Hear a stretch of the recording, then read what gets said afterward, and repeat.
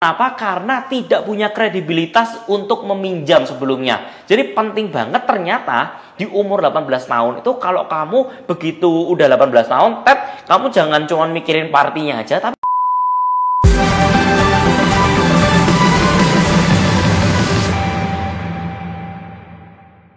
Hey, Antoni Darsono di sini. Nah, teman-teman, hari ini aku pengen sharing ke kalian. Jadi beberapa hari yang lalu tuh aku nonton audiensku di YouTube itu sebenarnya siapa sih penontonnya? Nah, setelah aku lihat-lihat ternyata penontonku tuh adalah anak-anak milenial. Itu yang pertama. Tapi yang kedua tuh aku pikir generasi X. Tapi enggak, teman-teman. Ternyata ada penontonku yang kedua adalah generasi Z. Which is anak-anak yang masih umur 15 tahun, 16 tahun, 17 tahun sekarang ini ya. Nah, pantes pertanyaan kolom komenku tuh sering banget tanyanya itu adalah, oh gimana cara memulai suatu investasi, apalagi investasi properti. Nah, gini teman-teman, mungkin aku bisa kasih nasihat ke kalian 8 cara kalian itu memulai suatu investasi ketika masih muda. Nasihat-nasihat apa yang harus kalian terima?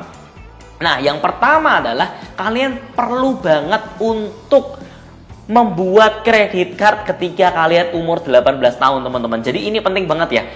Dulu waktu aku umur 18 sampai 21 nggak pernah kepikiran untuk membuka kredit card karena emang nggak butuh-butuh banget gitu loh. Ya biasalah umur 18 sampai 20 mau ngapain sih? Ngapain sih pakai kredit card gitu loh. Nah, ternyata begitu aku umur 21 dan aku start untuk memulai properti, aku kaget banget.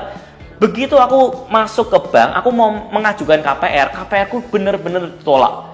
Ditolak karena apa? Karena tidak punya kredibilitas untuk meminjam sebelumnya. Jadi penting banget ternyata di umur 18 tahun itu kalau kamu begitu udah 18 tahun, kamu jangan cuma mikirin partinya aja, tapi pikirin juga kalian mau bikin kredit card. Kalian harus bikin kredit card. Begitu kalian bikin kredit card, kalian pakai kredit card tersebut untuk hal-hal yang produktif. Jadi kalau misalkan kalian itu pengen beli makanan ya, which is ini bener-bener untuk traktir teman, dan itu kalian harus ngelakuin itu. Kalau kalian bener-bener harus ngelakuin itu, ya pakai aja kredit card. Tapi pastikan kredit card itu juga 0%. Jadi tidak mengganggu cash flow kalian, tidak mengganggu keuangan kalian juga. Pastikan kalian cari kredit card yang setiap tahunnya itu free. Jadi tidak dikenakan biaya lagi. Nah, itu juga penting banget. Jadi pastikan kalau kalian begitu mulai 18 tahun langsung bikin kredit card supaya di umur 21 itu kalian tidak kesusahan untuk mengajukan kredit. Penting banget teman-teman, karena bank itu sangat melihat keaktifan kalian menggunakan kredit, keaktifan kalian untuk membayar cicilan per bulannya apakah sesuai, on time, dan itu sangat dinilai. Kalau kalian sudah ngebentuk itu selama 3 tahun sebelum kalian umur 21, kalian akan sangat mudah untuk diterima sama bank. Nah teman-teman, yang kedua adalah teman-teman juga perhatikan kalau kalian itu harus membuka akun bank sedini mungkin. Ini penting banget teman-teman. Jadi kebiasaan aku dulu itu adalah begitu terima uang dari orang tua, langsung aku masukin celengan, langsung aku masukin dompet. Nah, apa yang terjadi? Aku nggak pernah bisa ngitung keuangan secara keseluruhan gitu loh teman-teman. Jadi aku kan dulu itu selalu dikasih orang tua aku itu adalah harian, uang jajan harian. Nah, begitu uang jajan harian itu kok rasanya kayak begitu masuk langsung hilang, begitu masuk kok langsung hilang. Nah, kita nggak bisa bener-bener nge-manage. Nah, tapi kalau misalkan kita bilang sama orang tua kita, Pak, kita minta gajian aja sebulan. Jadi minta uang jajannya itu sebulan aja. Jadi kita bisa mengelola uang itu sendiri. Dari kecil, pastikan kalau kalian itu bisa mengelola. Karena penting banget, pelajaran untuk kalian bisa mengelola uang itu akan sangat-sangat berharga di 10 tahun ke depan, di 20 tahun ke depan. Pastikan begitu kalian masih kecil, sebisa mungkin bikin akun bank, kalian masukkan uang per bulan kalian di sana, kalian tarik-tarik sendiri. Jadi kalian tahu sendiri, oh oke, berarti kalau misalkan aku tarik segini, sisaku segini. Kalau misalkan aku tarik kebanyakan, berarti besok aku nggak makan. Nah, which is kayak gitu. Itu adalah pelajaran-pelajaran penting supaya kalian itu tidak kejebak di masa tua kalian. Dan yang ketiga, yang perlu kalian ketahui, kalian juga perlu yang namanya insurance, teman-teman. Ini penting banget. Karena dengan insurance itu sebenarnya kalian benar-benar menghemat. Kalian benar-benar tahu bahwa kesehatan di masa depan itu sangat-sangat penting. Aku punya orang tua yang benar-benar, bukan orang tua aku ya, orang tua temanku tuh yang benar-benar kena penyakit kanker dan itu sangat mahal banget. Sudah habis kurang lebih sekitar 500 juta. Nah, teman-teman bisa dibayangin ya betapa mahalnya penyakit tersebut sampai akhirnya dia harus menjual aset-asetnya mereka. Nah, tapi sebenarnya kita bisa memulai dengan membayar 100.000 atau 200.000. Itu sebenarnya sangat-sangat membantu kita untuk di masa depan. Kita ya kasihlah 100.000 buat kesehatan kita di masa depan. Toh ujung-ujungnya kita juga besok pasti sakit kok gitu loh. Kenapa nggak mulai dari sekarang aja kita wisely, kita membagikan uang jajan kita untuk sesuatu kesehatan kita. Karena dengan kayak gini itu adalah uang yang kalian prepare sebenarnya untuk masa depan kalian. Jadi saya saranin kalian untuk beli insurance karena waktu masih muda itu sangat-sangat murah. Aku sendiri beli itu di usia 21 dan aku sangat menyesal kenapa aku nggak belinya dari umur 18 tahun. Nah, teman-teman, perlu juga yang keempat itu adalah kalian wajib untuk menghindari hutang. Nah, teman-teman, ini penting banget ya.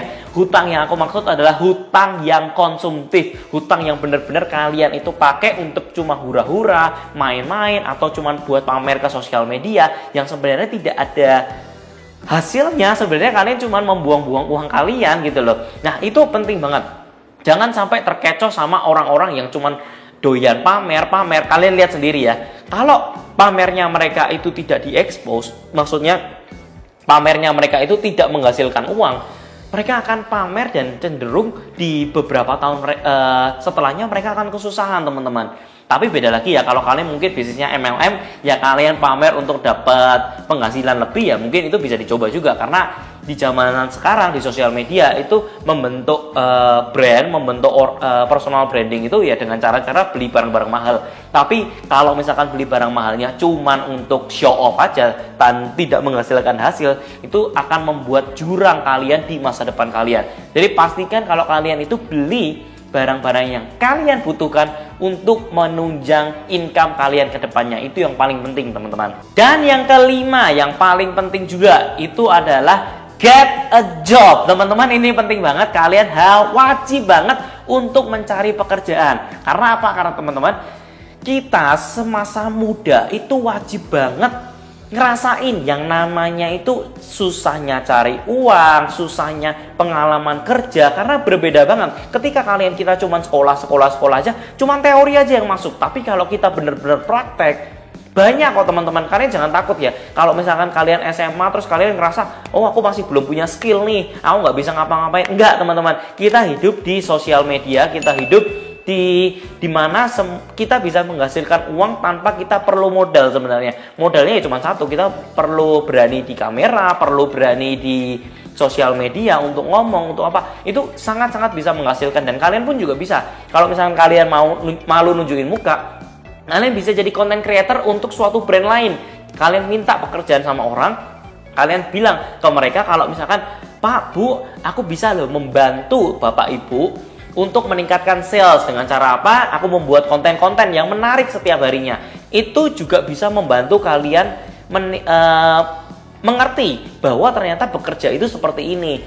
Nah, kalau misalkan bapak ibunya nggak butuh, kalian bilang aja, Pak, Bu, saya nggak perlu dibayar, tapi saya dibayar setelah omset atau salesnya ibu naik. Nah, itu salah satu cara supaya kalian langsung diterima di pekerjaan tersebut. Jadi jangan khawatir, karena kita hidup ini benar-benar sangat-sangat enak lah, karena kita semua informasi bisa dapetin hanya lewat sentuhan jari aja. Jadi pastikan kalau kalian itu benar-benar kerja sekarang juga. Kerja, kalian cari mana yang bisa kalian masukin. Kalian bikin desain freelance lah, kalian bikin fotografi freelance lah, apapun itu kerjakan dari sekarang, karena itu akan membuat kalian mengerti apa pentingnya kalian mendapatkan income. Nah, teman-teman, yang keenam adalah live below your means. Nah, teman-teman, ini penting banget karena kita ini sering banget belanja sesuai dengan income kita. Nah, ini bahaya banget, teman-teman. Jadi kita punya gaji 5 juta, kita pakai 5 jutanya tersebut. Nah, itu sangat-sangat mengkhawatirkan. Sebisa mungkin kita hidup cuman pakai 30% atau 40%-nya. Sisanya diapain? Sisanya ya ditabung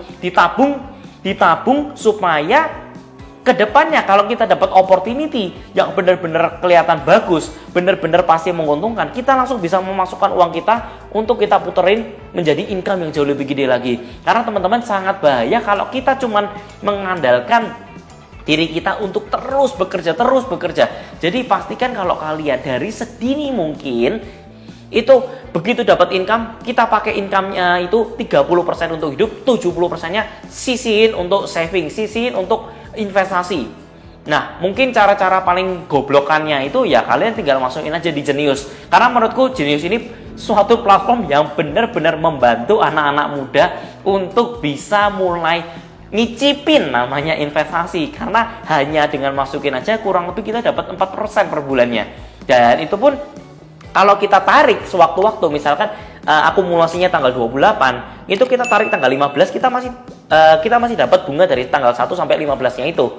Nah, itu dapat 4% kalau nggak salah. Nah, itu benar-benar menarik dan itu jauh lebih smart daripada kalian cuma masukin uang aja di tabungan, which is yang bunganya cuma 1%, itu sangat-sangat rendah. Lebih bagus kalian masukkan di Genius karena itu akan memberikan perasaan kalian yang namanya dapat tambahan bunga itu seperti apa. Itu kan kalian akan belajar banget di situ.